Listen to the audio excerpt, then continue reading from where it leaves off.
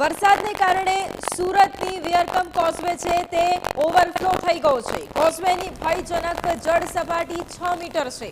Causeway 6.74 મીટરની જળ સપાટીથી ઓવરફ્લો થયો છે।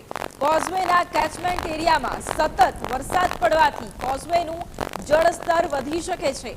કોઝવે ઓવરફ્લો થતા વાહન વ્યવહાર બંધ કરાયો છે। વાહન વ્યવહાર બંધ થતા રાંદેરથી કતારગામ જતા લોકોને પણ હાલાકી પડી રહી છે।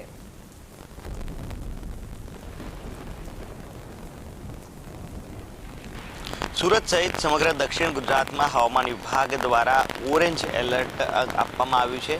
એટલે કે સુરત સહિત દક્ષિણ ગુજરાતના અલગ અલગ જે વિસ્તારો છે ત્યાં ભારેથી અતિભારે વરસાદ થઈ શકે છે। ત્યારે સુરતના કોઝવેના જે દ્રશ્યો છે, સુરતનો કોઝવે છે તે ઓવરફ્લો થયો છે। કોઝવેનો કેચમેન્ટ એરિયા 72 કિલોમીટરનો છે, કાકરાપાર સુધીનો છે અને આ કેચમેન્ટ એરિયામાં સતત વરસાદ પડવાના કારણે કોઝવે છે તે ઓવરફ્લો થયો છે।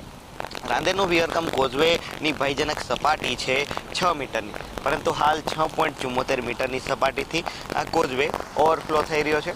લોકોની સલામતીને ધ્યાનમાં રાખીને આજે વાહન વ્યવહાર કોઝવે પરનો હતો તે બંધ કરી દેવામાં આવ્યો છે, જેથી રાંદેરથી કતારગામ અને કતારગામથી જે લોકો રાંદેર આવતા હતા કોઝવેનો ઉપયોગ કરીને તેઓને હવે ફરીને પોતાના ગંતવ્ય સ્થાન સુધી પહોંચવું પડશે। આ ઉપરાંત આજે નયનરમ્ય દ્રશ્યો પણ અહીં સર્જાયા છે અને આ નજારો જોવા માટે ખૂબ મોટી સંખ્યામાં લોકો છે અહીં આવતા હોય છે।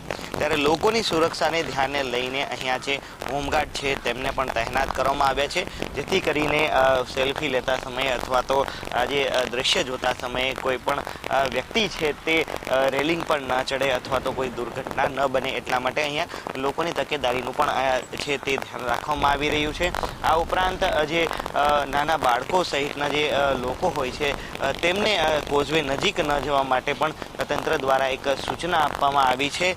મહત્વની વાત કહી શકાય કે હજુ જ્યારે ઓરેન્જ એલર્ટ આપવામાં આવ્યું છે, ભારેથી અતિભારે વરસાદની હવામાન વિભાગ દ્વારા આગાહી કરવામાં આવી છે, ત્યારે કોઝવેનું જળસ્તર છે તે હજુ વધી શકે છે। કેચમેન્ટ એરિયામાં જે પ્રકારે સતત વરસાદ વધી રહ્યો છે, સતત વરસાદ પડી રહ્યો છે, તેને લઈને હાલ કોઝવેનું જળસ્તર છે તે સતત વધી રહ્યું છે અને હાલ 6.74 મીટરની સપાટીથી કોઝવે છે તે ઓવરફ્લો થઈ રહ્યો છે। આ ઉપરાંત અહીંયા લોકોની સુરક્ષાને ધ્યાને લઈને હોમગાર્ડનો બંદોબસ્ત પણ ગોઠવવામાં આવ્યો છે। કેમેરા પર્સન દેવાંગ રાણા સાથે મિત્ર પાપરા, ન્યૂઝ કેપિટલ, સુરત।